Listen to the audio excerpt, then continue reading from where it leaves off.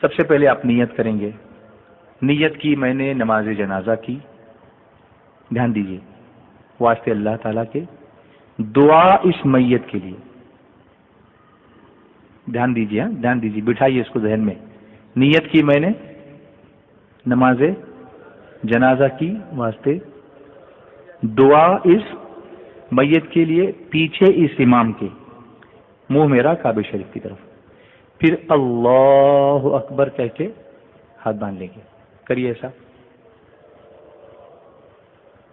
اب کیا پڑھیں گے؟ نماز جب ہم پڑھتے ہیں تو کیا پڑھتے ہیں؟ ثنا. پڑھیے ثنا.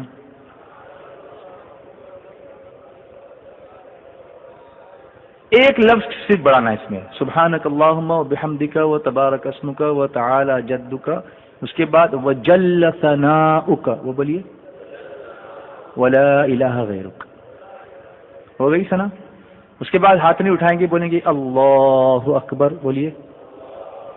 اب درود ابراہیم جو ہم نماز میں پڑھتے ہیں وہ تو سب کو یاد ہوگا ہی. التحیات کے بعد اس کو پڑھیے.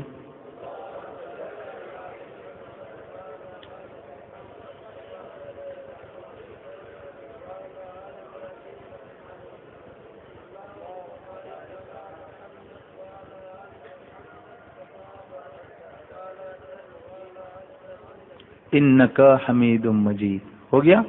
تو پہلی تکبیر کے بعد کیا پڑھی؟ ثنا. اس میں کون سا لفظ ملایا؟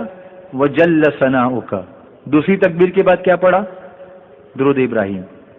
تیسری تکبیر بولیے اللہ اکبر. اب نماز جنازہ کی دعا پڑھنی ہے. وہ دعا ہے اللہم اغفر لحینا و میتنا و شاہدنا و غائبنا و صغیرنا و کبیرنا و ذکرنا و انثانا. اللہم من احییتہ منا فاحیہ علی الاسلام ومن توفیتہ منا فتوفہ علی الایمان. اگر یہ دعا یاد نہ ہو، اگر یہ دعا یاد نہ ہو تو کیا کریں؟ تو کیا کریں؟ یاد کریں. آپ سوچ رہے ہیں کہ تو نہیں پڑھیں، ایسا نہیں ہے. اگر یہ دعا یاد نہ ہو تو کیا کریں؟ یاد کریں. جب تک یاد نہ ہو اس وقت تک ایک طریقہ ہے کہ دعا کی نیت سے سورہ فاتحہ پڑھیں. تلاوت کی نیت سے نہیں. کس نیت سے؟ آسان ہے نا. لیکن یاد کریں دعا کی نیت سے کیا پڑھیں گے؟ یہاں پر سورہ فاتحہ پڑھیں گے. پھر کہیں گے چوتھی تکبیر. بولیے اللہ اکبر.